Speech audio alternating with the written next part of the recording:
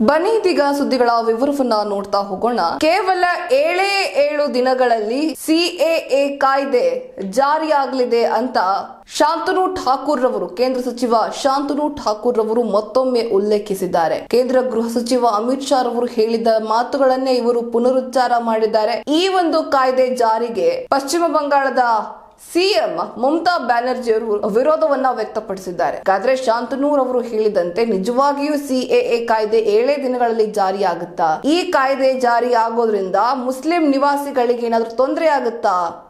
ಭಾರತದಲ್ಲಿ ಮತ್ತೆ ವಿರೋಧಗಳು ವ್ಯಕ್ತವಾಗುತ್ತಾ? ಈ ಹಿಂದೆ ನಡೆದಂತೆ ಪ್ರತಿಭಟನೆಗಳು ಮತ್ತೆ ತಲೆ ಎತ್ತುತ್ವಾ? ನೋಡೋಣ ಏನ್ ಹೇಳುತ್ತೆ ವರದಿ ಅಂತ. ಮುಂದಿನ 7 ದಿನಗಳಲ್ಲಿ ಪೌರತ್ವ ತಿದ್ದುಪಡಿ ಕಾಯ್ದೆ ಜಾರಿಗೆ ಬರಲಿದೆ ಎಂದು ಕೇಂದ್ರ ಸಚಿವ ಶಾಂತನು ಠಾಕೂರ್ ತಿಳಿಸಿದ್ದಾರೆ.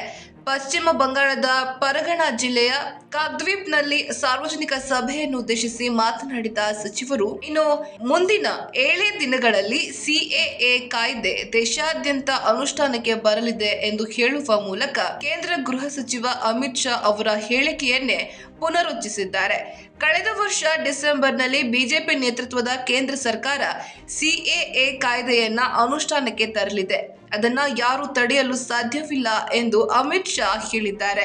ಇದಕ್ಕೆ ಪಶ್ಚಿಮ ಬಂಗಾಳದ ಸಿಎಂ ಮಮತಾ ಬ್ಯಾನರ್ಜಿ ಆಕ್ಷೇಪ ವ್ಯಕ್ತಪಡಿಸಿದ್ರು. 2019ರಲ್ಲಿ ಸಿಎಎ ವಿಧೇಯವನ್ನ ಸಂಸತ್ತು ಅನುಷ್ಠಾನಗೊಳಿಸಿತ್ತು. ರಾಷ್ಟ್ರಪತಿಗಳ ಅಂಕಿತ ಬಿದ್ದ ನಂತರ ಪ್ರತಿಪಕ್ಷಗಳ ನೇತೃತ್ವದಲ್ಲಿ ದೇಶಾದ್ಯಂತ ಭಾರಿ ಪ್ರತಿಭಟನೆಗಳು ನಡೆದಿದ್ವು. ಈ ಕಾಯ್ದೆಯು ತಾರತಮ್ಯ ನೀತಿಯಿಂದ ಕೂಡಿದ್ದು, ಇದನ್ನ ವಾಪಸ್ ಪಡೆಯಬೇಕು. ಮುಸ್ಲಿಂ ಸಮುದಾಯ ಹಾಗೂ ಪ್ರತಿಪಕ್ಷಗಳಿಂದ ದೊಡ್ಡ ಪ್ರಮಾಣದ ಪ್ರತಿಭಟನೆಗಳು ವ್ಯಕ್ತವಾಗಿದ್ವು.